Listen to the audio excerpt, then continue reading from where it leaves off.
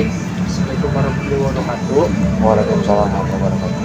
Baik Pak, di sini perkenalkan nama saya Deva Trusma dari kelompok 7 beserta teman-teman saya di sini ada Muhammad Ilmu Mubarok, Misbahuddin Nur Fajri, Isra'li Lazuardi dan Tantri Khairayati. Nah di sini punten ini dalam rangka memenuhi istilahnya ujian akhir semester mata kuliah pendidikan agama Islam. Di sini punten izin bertanya dan mohon maaf juga mengganggu waktunya. Ya boleh. Pertanyaan yang pertama, menurut AA ini bagaimana pergaulan yang baik versi AA itu?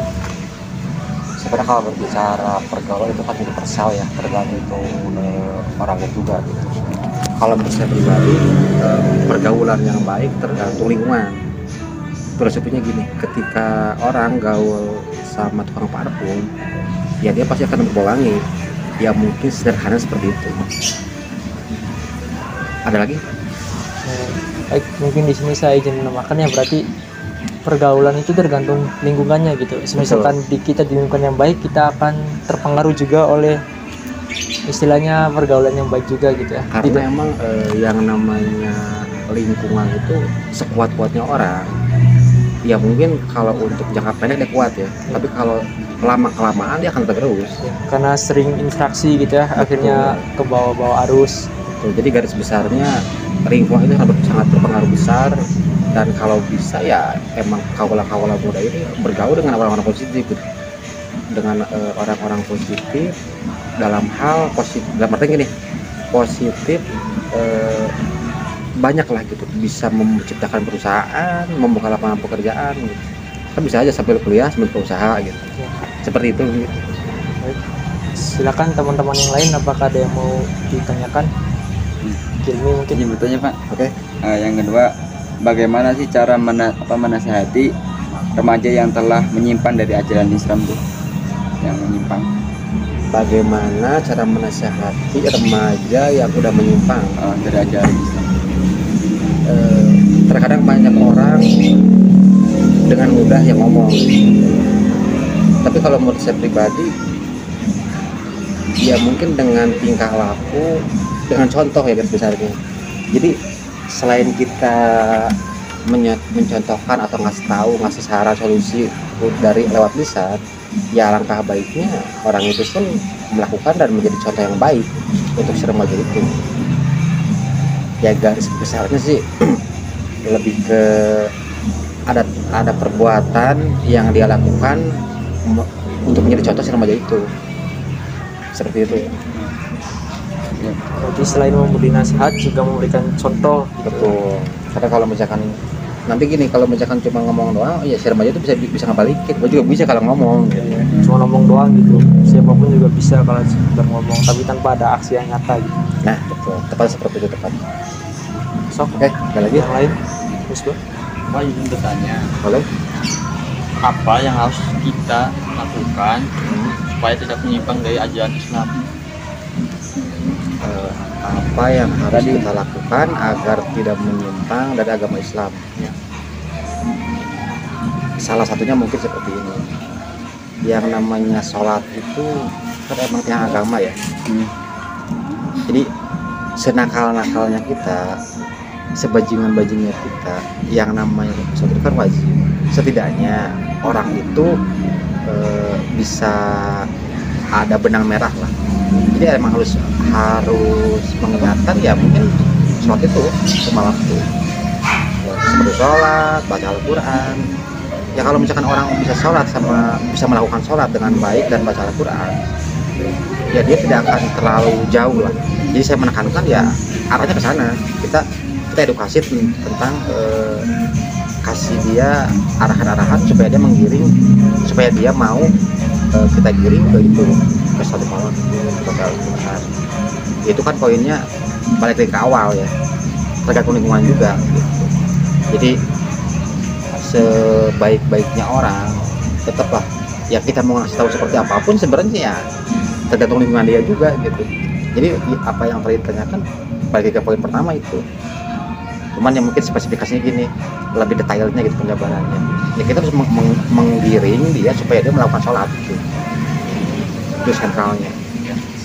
dia melakukan sholat dan baca Al-Quran, ya mudah-mudahan dengan seperti itu dia punya benang merah seperti itu.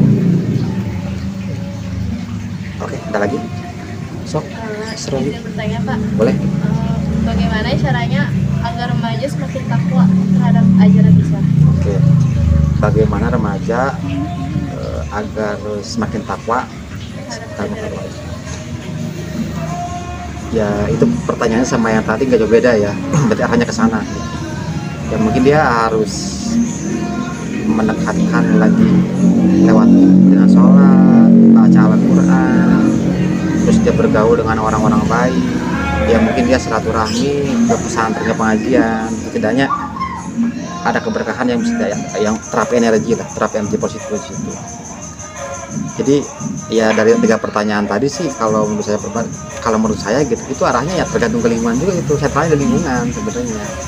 Jadi kalau kita bergaul dengan orang baik, ya mau agama, orang nakal itu lambat lah udah tertarik gitu. Akan tertarik ke hal-hal yang emang benar-benar positif. Jadi garis besarnya kalau misalkan dia seorang itu supaya lebih takwa ke agama, ya di agama kan sholat sama misalnya itu.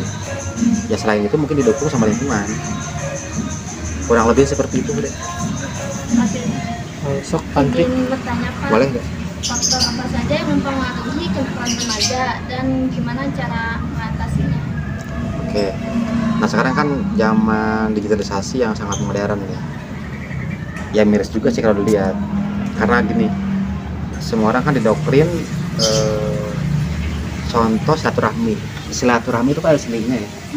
Kalau dulu itu silaturahmi itu langsung lewat salaman, datang ke rumah, main gitu. Kalau di zaman sekarang paling kita say hi lewat WA. Jadi kebanyakan diarahkan dan dikirim itu ke dunia seperti itu, bukan dunia nyata gitu. Tadi bagi gimana pertanyaan tadi? Pertanyaannya Faktor yang mempengaruhi kenakalan remaja. Nah itu, jadi kan sekarang sih gini ya, orang di dalam rumah terus dia ke kamar lagi, dia udah bisa nakal. Karena dari genggaman tangan dia bisa ngeliat dunia gitu, dia mulai apapun bisa. Jadi mungkin garis besar aja itu keimanan ya, dia benar-benar ya. Kalau saya sih menekankan dari sebuah pertanyaan tadi, garis besarnya sentralnya itu yang agama, sholat sama itu. Jadi poinnya pasti balik ke sana. Karena yang namanya positif, kebaikan, agama itu kan berhubungan dengan tauhid. Berarti sederhananya itu kita harus sholat, baca Al-Quran, ngamalin hal-hal yang positif, bergaul dengan orang-orang positif. Ya dari situ mungkin itu udah bisa menjawab pertanyaan semua tadi. Kurang lebih seperti itu. Ada lagi? Enggak. Cukup. Baik, Pak Ivan, terima kasih atas waktunya. Mungkin sedikit saya menarik kesimpulan di sini ya. Oke. Bahwasanya pergaulan yang baik itu tergantung pada di mana orang itu ada gitu. Maksudnya di mana dia berdiri dan di mana dia ada di lingkungannya. Karena sekuat-kuatnya iman seseorang, jika dari lingkungannya istilahnya tidak sehat dan dia berteman dengan orang yang tidak ahli dalam agamanya, tidak ahli dalam ibadahnya, pasti orang itu akan tertarik dan ikut terjerumus juga. Betul. Dan ya sebagaimana tadi yang dijelaskan oleh Ivan ya, di dalam Al-Quran juga ada disediakan bahwasanya sholat itu mencegah dari perbuatan keji dan mungkar. Makanya dari semua itu saya simpulkan berarti kuncinya ada di lingkungan dan bagaimana ketakwaan orang itu serta iman dan bagaimana cara dia membentengi diri dia sendiri agar tidak terjerumus ke pergaulan yang tidak baik ya. Betul. Baik. Jadi mungkin seperti itu ya, closing ya. Karena yang namanya tiang agama itu sholat. Berarti kenapa bisa dibilang tiang agama? Ya saya bukan kiai ya, cuman ini filosofi saya pribadi gitu. Kalau ketika kita sholat, kita pasti dijauhkan dari hal-hal yang negatif, pergaulan negatif, hal-hal yang emang menyerang kita dari negatif. Intinya itu akan menjadi benteng pertahanan gitu. Ya kalau misalkan di perang kan kita harus punya benteng pertahanan lah, ya hidup ini perang gitu. berarti kita harus punya benteng, harus punya pertahanan. Ketika orang itu mau sholat dan rajin sholat, insya Allah dia punya benteng dan tidak akan terlalu, ketika jatuh dia akan nggak terlalu parah. Ya ketika hal-hal yang benar-benar badai gitu lah. Ketika dia terkena badai pun mungkin dia bisa tahan. Nah kurang lebih seperti itu. Cukup ya? Ya cukup.